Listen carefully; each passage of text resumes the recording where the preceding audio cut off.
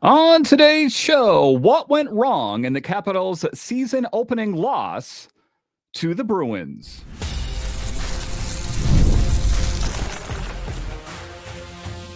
Your Locked On Capitals, your daily podcast on the Washington Capitals, part of the Locked On Podcast Network. Your team every day. Well, hello and welcome into this edition of Locked On Capitals, part of the Locked On Podcast Network, your team every day. My name is Dan Holmi. I've covered the Capitals for the past 4 seasons for Locked On and various other outlets before that. I'm also the host of the weekly show called The Capitals Minutecast, available wherever you find your podcasts. And as always, I want to thank you for making this your first listen of the day. Today's episode is brought to you by our friends at FanDuel. Download the FanDuel app now by visiting FanDuel.com and win $300 in bonus bets if your first $5 bet wins. So in this edition of Locked On Capitals, we talk about what went wrong in the Capitals' loss to the Bruins. Listen, there was a lot of optimism surrounding the Capitals. The fans were very fired up, but the Capitals offense did not come out to play. Special teams let them down. I'll talk about that a bit later. Fixes, focus, and outlook for the Capitals this isn't the preseason anymore. These games really matter, and the Capitals have the Islanders on deck this Saturday. What needs to get cleaned up before then? But just to get it going here, talking about the opening night letdown. And I was feeling pretty optimistic going into this game. You know, you take a look at the Bruins, a team that kind of took a step back last year, had some big pieces move on from the organization. But as apparent tonight, they still have firepower as well. And the Capitals, well, they didn't come out to play. Tom Wilson, the only one finding the back of the net. And I'll break that down in the first segment here, but all things considered, a letdown. And it was kind of just a loss by committee. It wasn't, one glaring deficiency. It wasn't like the netminder screwed it up for us or this or that player. It's just that the Capitals did not come out to play, and special teams, all of those things being drawn into focus. But when I talk about, shot volume and I talk about those kind of things, you would think that the Capitals, they weren't just generating enough shots. And quite to the contrary, the Capitals had 36 shots on goal versus the Bruins 21. So if you look at that, you'd be thinking to yourself, well, how did the Capitals lose this game? It's quite simple. The Capitals lacked quality shots on net, and something they're going to need to clean up because as far as the shots are concerned, they were there. It's just the high quality chances. So that's what we're going to talk about in this episode as well, is that you can get shots on goal, but that doesn't necessarily mean that you are going to win the game. But the big thing in this game, I'm talking special teams. Spencer Carberry talked about the significance of special teams and more specifically the power play. The power play never found its rhythm. And I feel almost like it's a broken record that as long as I've hosted this show, there's always been weaknesses with the power play. Now there's been, snapshots here and there where it's been really good, but it seems like it's a theme that just kind of follows me season after season. In this game in particular, they got 5 chances, including that 5-on-3, and they still couldn't convert. That's the tough part. It wasn't just missing shots. It was the whole setup. The zone entries were messy. The puck movement wasn't sharp, and Boston read it the entire way. So for a Boston team that was a bit of a question mark going into this season, I know it's only the first game, but they find a way to pick up a big win on a team that on paper, I think the Capitals are much better than the Bruins. I don't know what the bet makers say on all of it, but just kind of taking a look at the playing field and the players that are out there, I think the Capitals have the better team. And you can see the frustration sitting on the bench, guys forcing plays that weren't there. And I think that's the problem, isn't it? Is that when things don't happen, that you can kind of get caught up in your own head, that you grip the stick a little bit tighter and things don't flow as easily. I'm not reading this game as doom and gloom. You're going to lose games, and it's unfortunate that the Capitals had to drop the first game of the season at home, but it is what it is. I think that I know, as a matter of fact, that Spencer Carberry will go over the film along with the video coaches and everyone else associated with it and make some changes. But if you could say it was just special teams, like I said in this episode, if I could point to one thing there and go, aha, that's the problem, that would be okay. But even at even strength, it wasn't clean either. The breakouts were rough. A lot of turnovers in the neutral zone, passes behind guys, over sticks. Those little details is ultimately, what's going to kill this game, and it's going to kill a lot of other games. And the funny thing of it is this isn't the first time they played. I mean, there was preseason games. It seems in a lot of ways when I watched the game tonight, it was like the first game they had played together. But I think even though a lot of these players have played together for a long time, that nerves and those kind of things factor in there. That I expect to see a better performance on Saturday. And, like I say, it's game one, and I don't want to push the panic button, but let's be honest here. These are the same issues that troubled this team last year.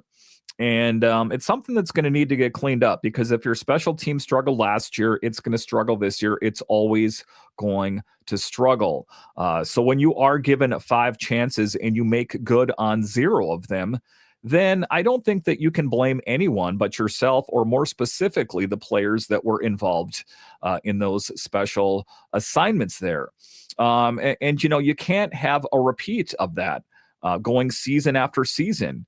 But, to diminish what Boston did, like they're not as good of a team isn't fair to them as well.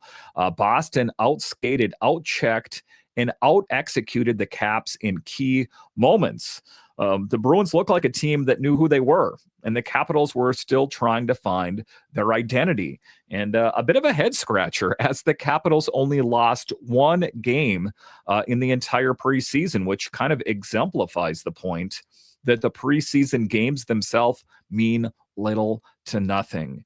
That when the rubber met the road, the Capitals were not good enough tonight. But here's the thing. There were a few bright spots, and they were very limited.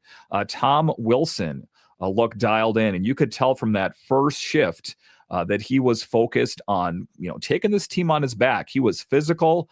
He was engaged, finishing plays, and at the only Capital to find the back of the net. So if you're looking for a leader, look no further than number 43, your future captain. And, Wilson picked off a lazy Boston pass and ripped it past glove side, pure power move.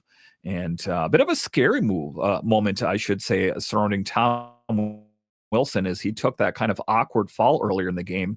I had to listen to start the game on the radio side, and John Walton's like, uh-oh, this doesn't look good. But as it turns out, he was okay. But that's what you need. That's what you need from a leader. And that's what Tom Wilson is. I don't think that I'm speaking out of class here by saying that I think most people consider Tom Wilson to be the future captain of this team.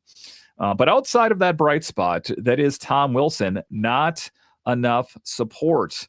Ovi was quiet. McMichael had flashes, but not a ton of sustained zone time. Dubois was finding chemistry with his line mates out there, and you saw the mixing and matching out there. Like I said, those lines, write them in pencil because they're going to change. What did you see?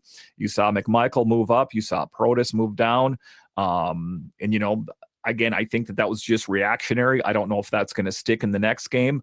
But they were trying to generate offense, and it wasn't just that. But those were the 2 players, to me, that really popped off the page. And honestly, the Bruins made them pay every time they hesitated.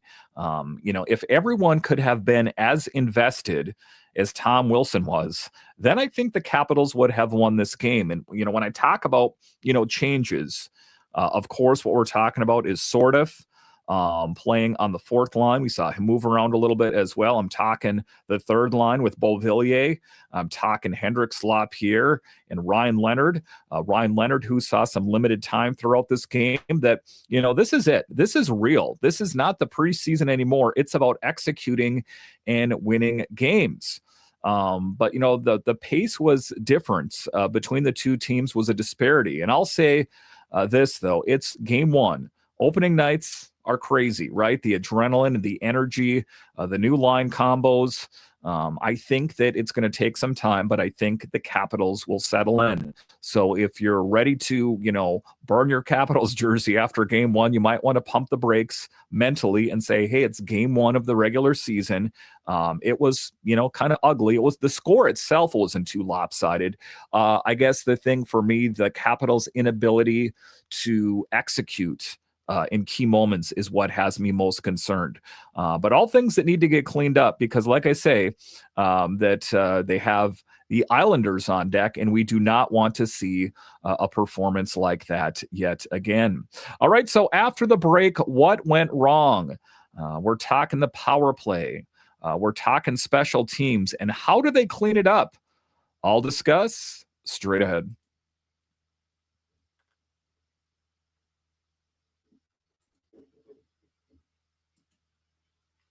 The NFL season is here, and FanDuel has an offer that you do not want to miss. Right now, new customers can bet just $5 and get $300 in bonus bets if you win. That's right, pick a bet, put down $5, and if it hits, you'll unlock $300 in bonus bets to use across the app. I love how FanDuel gives me so many different ways to play. I've built parlays, tried player props, and even followed the live lines during the game. And that's the thing that I love about FanDuel. So say it's any given Sunday. I got my team. Say you're a Commanders fan or Ravens fan, but say you want vested interest in all of the games.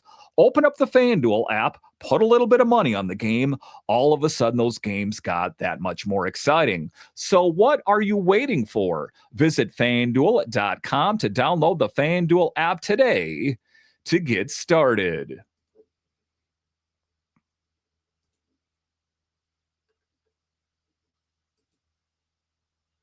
All right, welcome back into this edition of Locked On Capitals, part of the Locked On Podcast Network, your team every day. You can find me on Twitter. It's at DanCaps218. You can find the show on Twitter. It's at Locked On Caps. So in the second segment here, we're talking about things that need to change. As a parent watching the game tonight, it wasn't the Capitals' best moment. So ultimately, what went wrong? The breakdown. So let's get into the details. In the first segment, it was kind of a broad overview of the game, the Capitals' offense and the lack thereof. But let's get into the details, the power play. And that was the headline. Like I said, going 0 for 5 on the man advantage, including that 5-on-3, should have changed the game. But instead, it deflated the whole bench. And like I said, I think that frustration kind of permeates, when bad things happen, that it's not even the players that are directly involved with it. It kind of permeates the entire bench. The stench of frustration and failure, I think, was everywhere. And but the Capitals tonight, they looked out of sync, no confidence on the entries, no quick puck movement once they got set up. And like I said, what I saw tonight, it almost felt like it was game one of the preseason, not game one of the regular season. And you take a look at Boston on the other side of the coin, their penalty kill, to their credit, was aggressive, fast, and disruptive.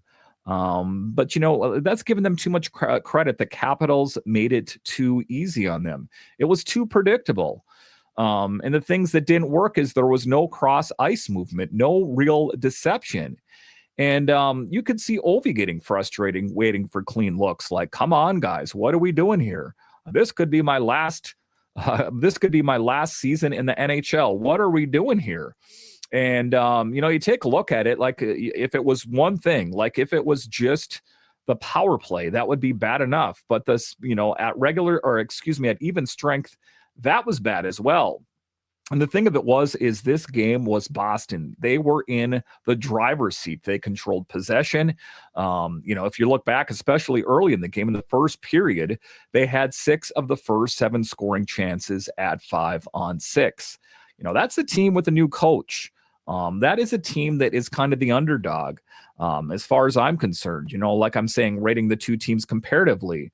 But that is all things that they need to work on. And that's not how we want to start our season. And, the Bruins got rolling. The Caps were chasing, like a dog chasing its tail, and the gap was off. Too many times they were caught flat-footed on the back check. And that's the things as well is it's the ability to play aggressive. Are you aggressive on the back check, on the forecheck? Did you make it difficult on the Bruins? Did you do your best, or did you do my best? That wasn't the case out there. It was a case of the Bruins dictating play, and the Capitals kind of just chasing after, like, hey guys, wait for me.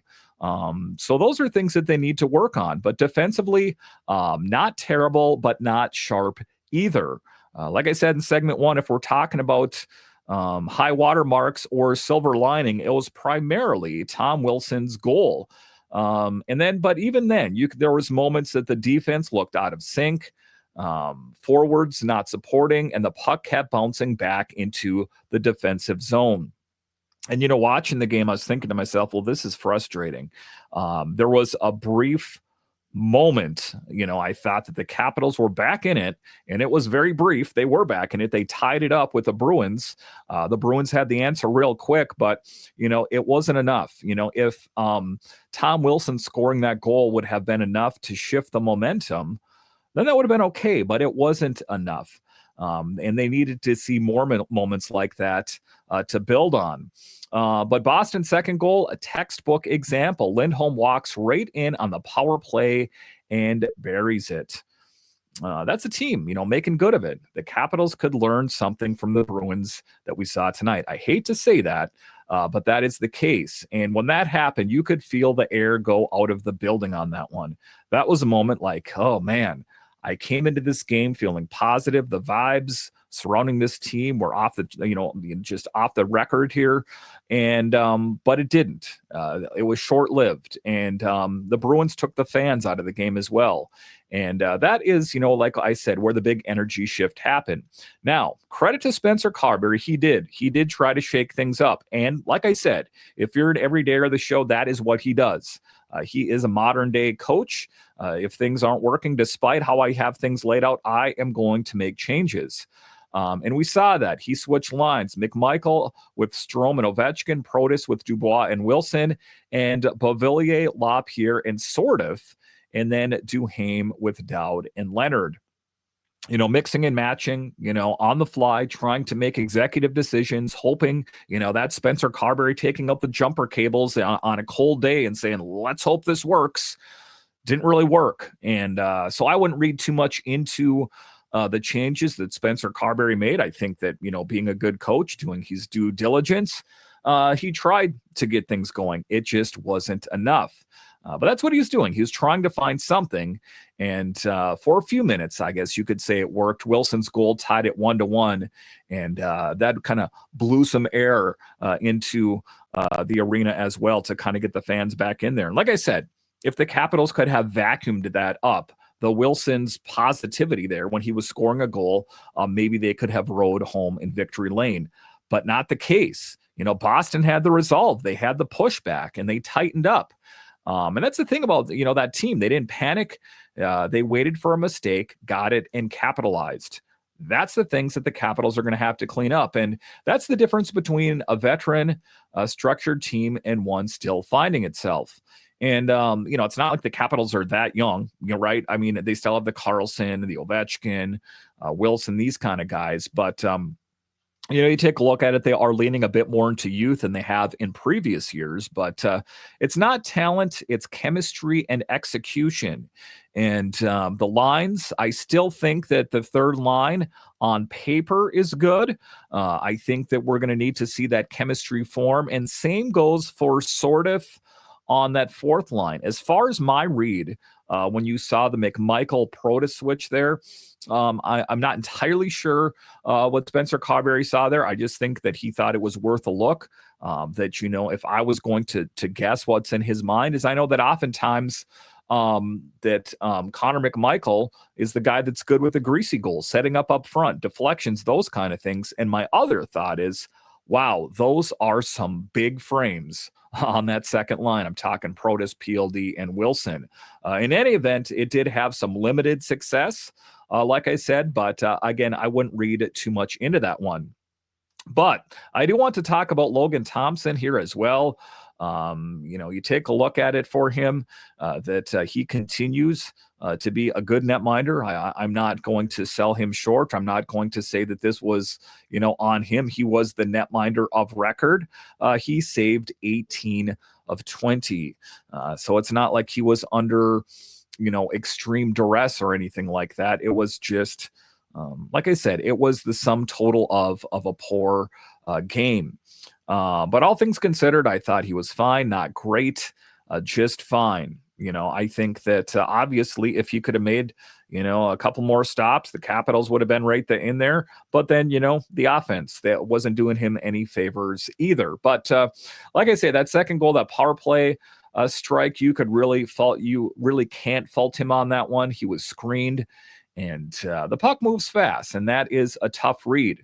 That, I think it's easy to say when you're watching these games on television, and sometimes even at the game, they happen really quick, is that you want to say, the netminder, he screwed up here. But like I say, and I understand he's not the only netminder that gets screened or anything like that, but he did have some obstacles in his way. But you also want your goalie to make one of those momentum saves. Kind of like I said, in the same way that Tom Wilson got the Capitals bench, they got the fans back into it. That if, LT was able to make a really great save, that would have also been one of those moments that maybe the troops, in this case, the players could have rallied around. Those are the moments that flip the energy. And that didn't happen here. So, yeah, Thompson wasn't the reason they lost, but he didn't steal it either. But, like I say, on the flip side of that, we're talking netminders here. Jeremy Swayman for Boston, locked in. He looked calm all night, but his team looked calm, right? And I think that kind of fans out, right? That I think that Boston was playing confidently with Swayman in net, and that's what allowed them to play a little bit more freely. I don't know if the Capitals players' confidence in Logan Thompson wasn't there, but in any event, they weren't playing as freely as the Bruins were. And that's what you want from a number one guy in Jeremy Swayman if you are a Bruins fan. But here's the thing. Coming up here, we're going to talk about player fixes, lineup tweaks, and, ultimately what can we expect in the next game against the Islanders. Obviously, what we saw in this last game didn't work. What players need to move and what systems need to change for the Capitals to play better so we don't have to talk about this in yet another podcast? I'll talk about that straight ahead.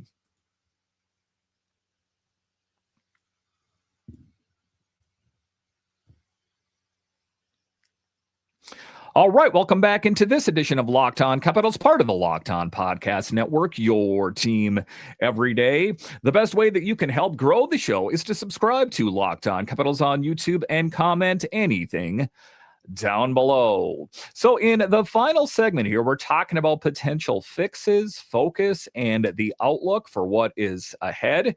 As like I said, it's only the first game of the season, and it would have felt a whole lot better if they had won. I like talking to you guys a whole lot more if they win, but it is just the way things work. You're not going to win them all. So that's the way we want to look at it. Let's not be down in the dumps. Let's not be in despair.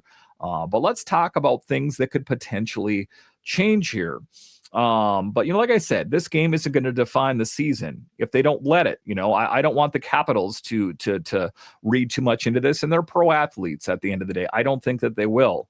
But right now there are two big ones, the power play and the transition game. Those are two things for the Capitals to drill down on before the Islanders game.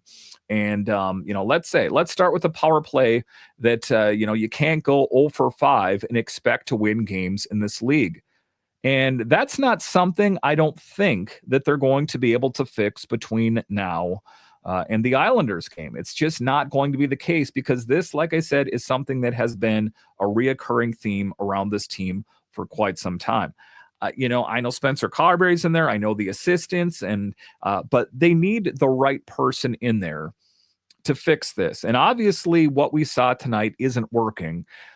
Those are the kind of things that they're going to need to work on. When you talk about it from a coaching's perspective, that Spencer Carberry is aware that it's not working. Those are things that the Capitals are going to have to drill down on, is executing on the power play, right? That you have to make good on those opportunities. If you miss one, okay. When you miss 5 opportunities, it's not going to cut it. And I'd like to see more movement, less static play.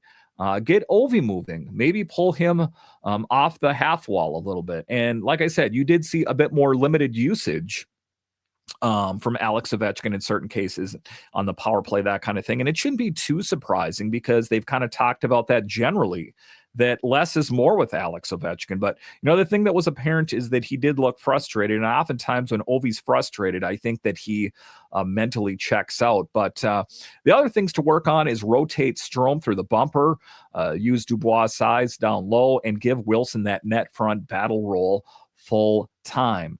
Seems pretty simple, right? But shoot more, get rebounds, and sometimes the pretty play isn't there, and that's okay. And I don't care how the Capitals have to get there, just so you get there. Screen the goalie, get the greasy goals, just pepper them with shots, and good things will happen. So generally speaking, that will work well for the Capitals. Now, talking about transition, because Boston read the Caps all night, and that was apparent. And, this is something they're going to need to work on as well, is cleaner zone exits, more supports from the forwards. It felt like the D were on the island trying to chip pucks under pressure there, and that's not sustainable either. But it's fixable, I think, and I definitely think that it's something that they could improve on by the next game. It's structure, it's communication, and on top of all of that, it's chemistry. And you know what I'm saying? It's going to take some time, but I think that you can't fix the power play between now and then, but I think that you can take steps forward. You can't take one step forward if you don't even try. And I think that's what the Capitals will have to do. And like I say, it will take time, and these new lines haven't had much game time together. That there was a lot of players that are now in Hershey up on the big team, and they were mixing and matching. So that's going to take some time. And, I think Dubois is still figuring out where Wilson likes to be. McMichael's adjusting to different line mates, this kind of thing. And you can't replicate that in practice. It takes real game reps.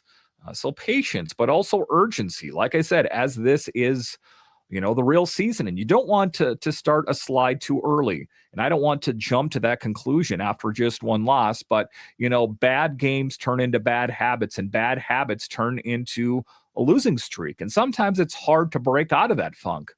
Because you take a look at this next stretch, it's not going to be easy for this team. They're going to be put through their paces, and you can't afford a slow start in the Metro. There's teams that got better, and those games aren't going to test discipline.